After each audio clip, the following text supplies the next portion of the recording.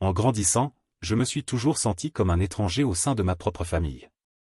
Dès mon plus jeune âge, mon petit frère, Julien, était l'enfant chéri, celui qui ne faisait jamais rien de mal.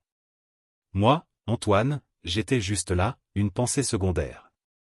Je me souviens d'un moment, vers l'âge de 10 ans, où j'avais travaillé dur sur un projet scientifique pour l'école.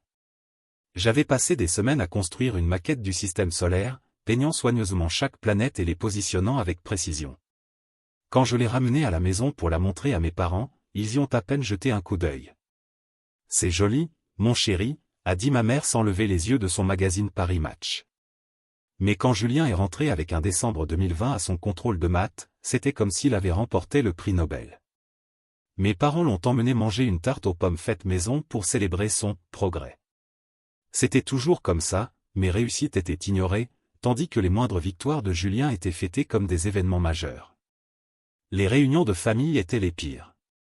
Les tantes et oncles se pâmaient devant Julien, s'enquérant de ses hobbies et de ses amis. Moi, j'avais de la chance s'ils se souvenaient de mon prénom.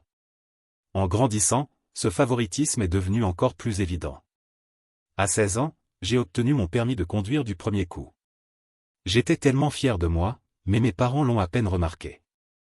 2 ans plus tard, quand Julien a eu son permis après 3 tentatives, ils ont organisé une fête.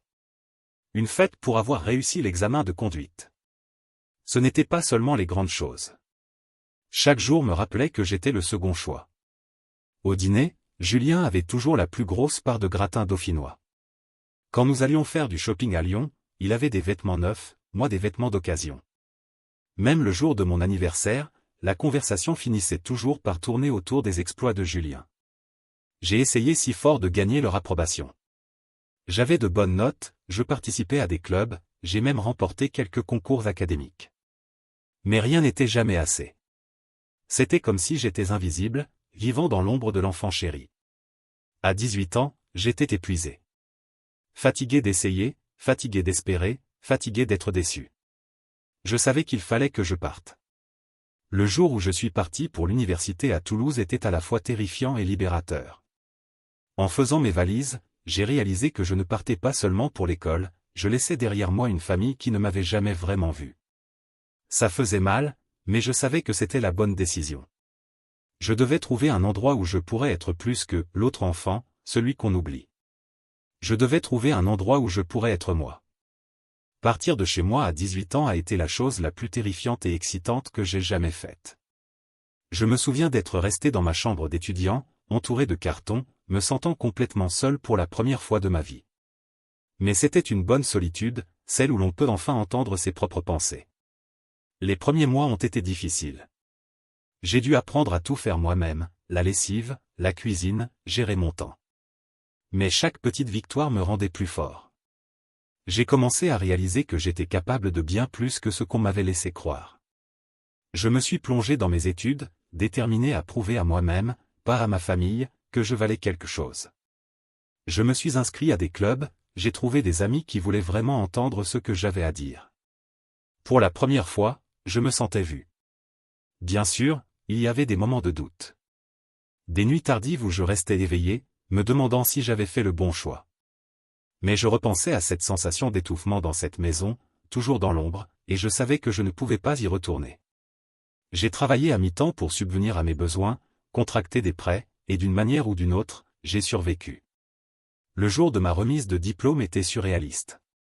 En me tenant là, en toge, j'ai réalisé que personne de ma famille n'était là pour me voir. Mais vous savez quoi? Ça m'allait. J'avais fait ça pour moi, pas pour eux. Après l'université, j'ai déménagé à Bordeaux, décroché mon premier vrai travail et commencé à construire ma vie. Ce n'était pas toujours facile, mais c'était la mienne. J'ai fait des erreurs, j'en ai tiré des leçons, j'ai grandi. J'ai découvert des passions que je ne soupçonnais pas, rencontré des gens qui m'appréciaient pour ce que j'étais, pas pour ce qu'ils voulaient que je sois. Et puis un jour, j'ai rencontré Claire. Elle était brillante, gentille, et elle me regardait comme si j'étais la personne la plus intéressante au monde. Pour la première fois, je me sentais vraiment aimé et apprécié.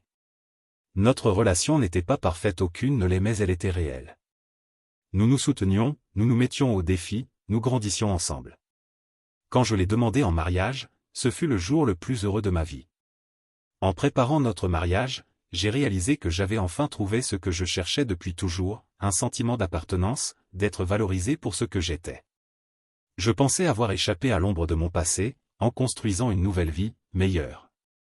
Mais la vie a une manière de vous surprendre quand vous vous y attendez le moins, et la mienne était sur le point de bouleverser tout ce que je pensais savoir sur l'amour, la famille et moi-même. On dit que l'ignorance est une bénédiction, et pendant un temps, ça l'était vraiment. Claire et moi étions mariés depuis 2 ans, et je pensais que nous étions heureux. Vraiment.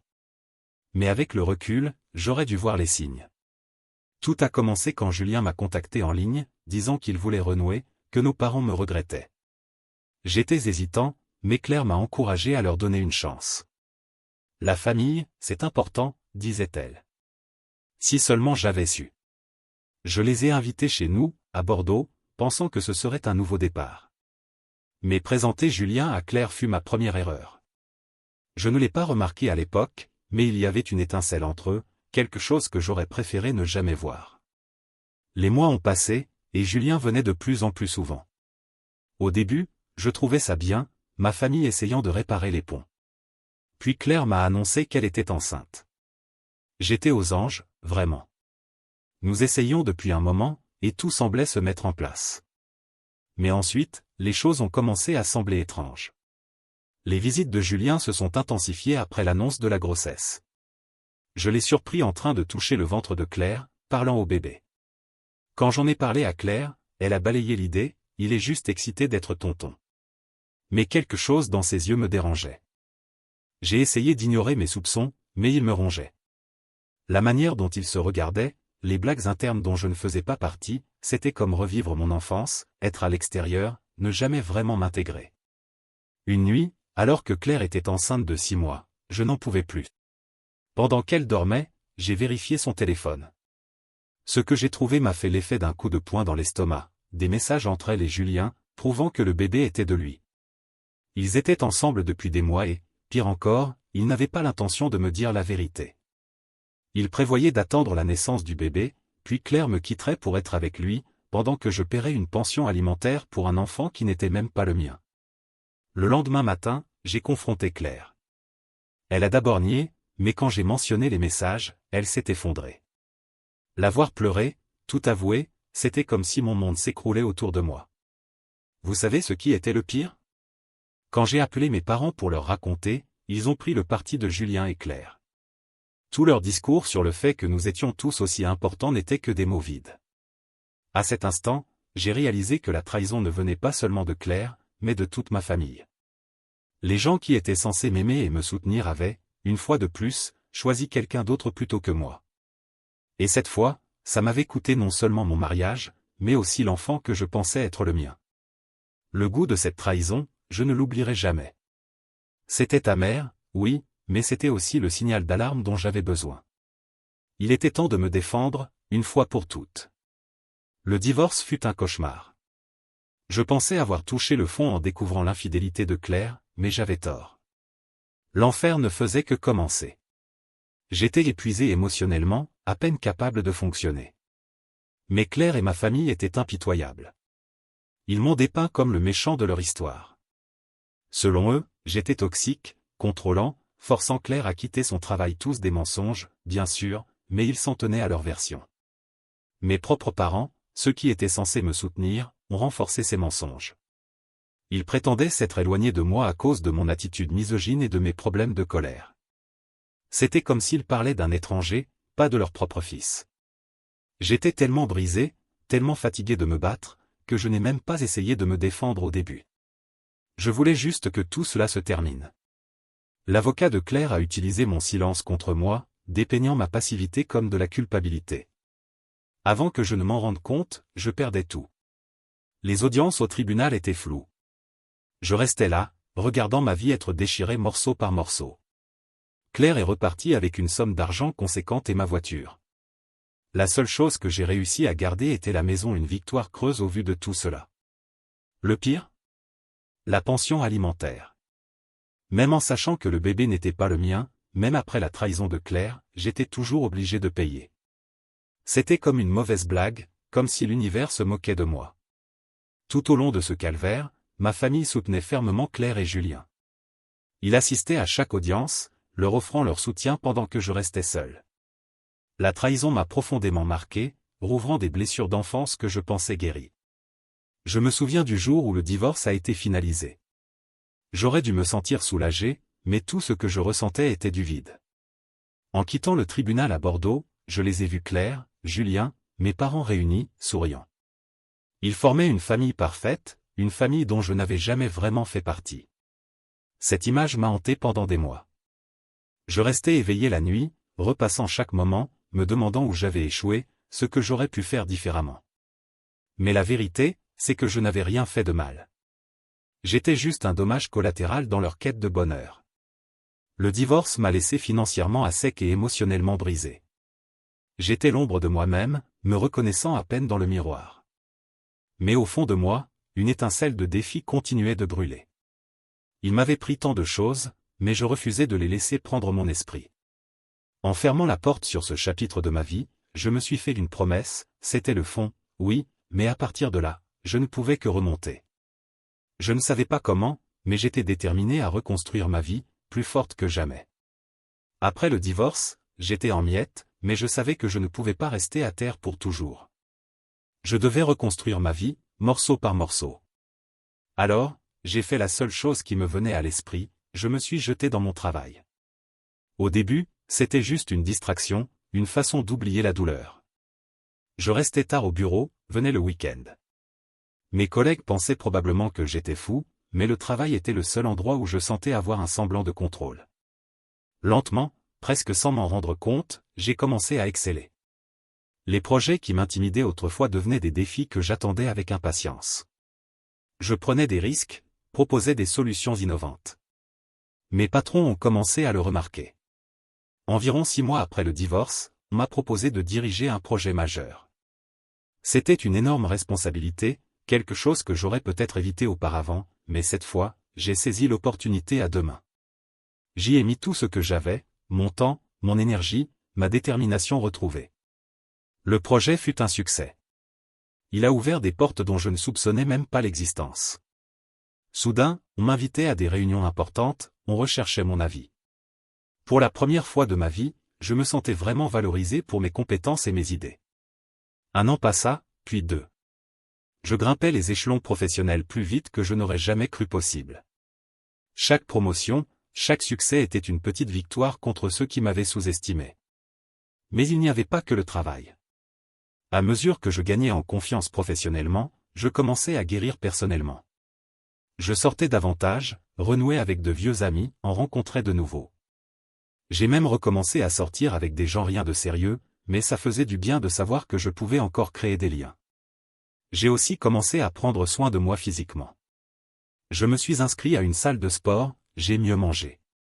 Ce n'était pas seulement une question d'apparence, mais de me sentir bien, fort.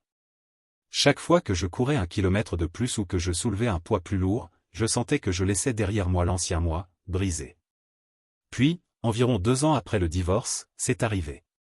On m'a convoqué dans le bureau de mon patron.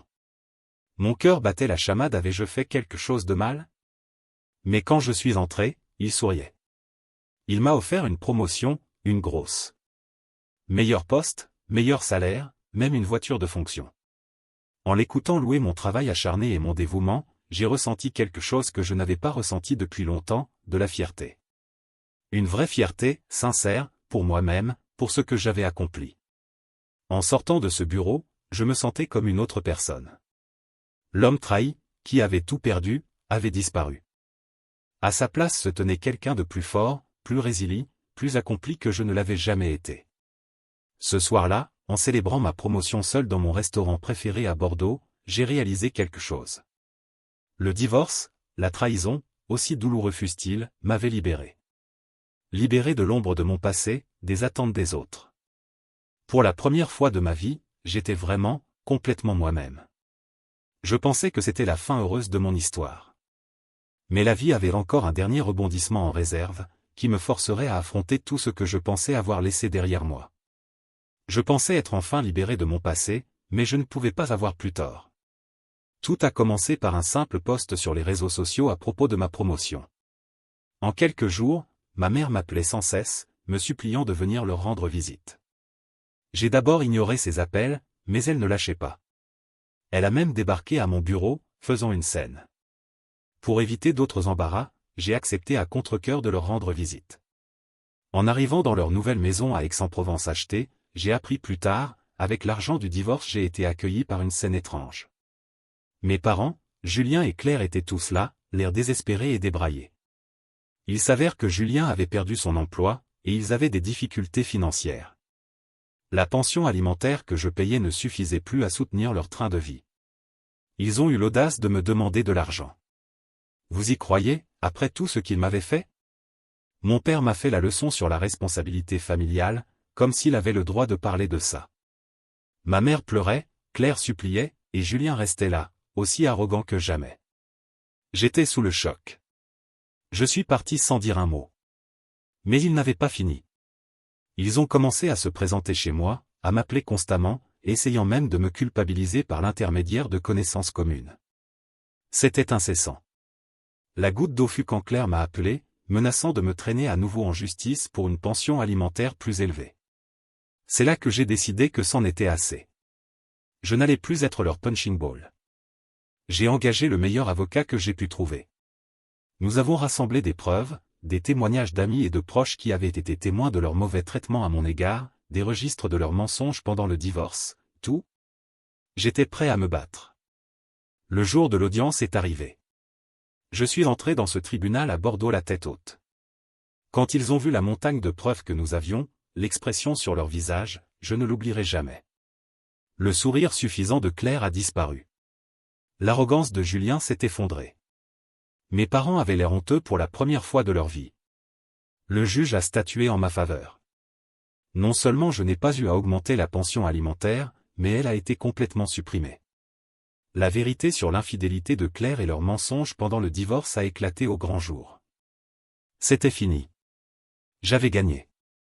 En quittant le tribunal, ma famille a essayé une dernière fois de m'amadouer. Ma mère pleurait, mon père semblait désespéré, mais je ne ressentais rien. J'ai réalisé à cet instant que j'avais enfin, véritablement tourné la page. Je me suis éloigné de ce jour-là, et je ne me suis jamais retourné. Ça n'a pas été facile. Il y avait des nuits où la culpabilité essayait de s'infiltrer, où je me demandais si j'étais trop dur. Mais ensuite, je me souvenais de tout ce qu'il m'avait fait subir, et je savais que j'avais fait le bon choix. Aujourd'hui, je suis plus heureux que je ne l'ai jamais été.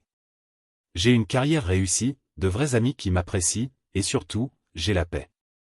J'ai appris que parfois, la famille que vous choisissez est plus importante que celle dans laquelle vous êtes né.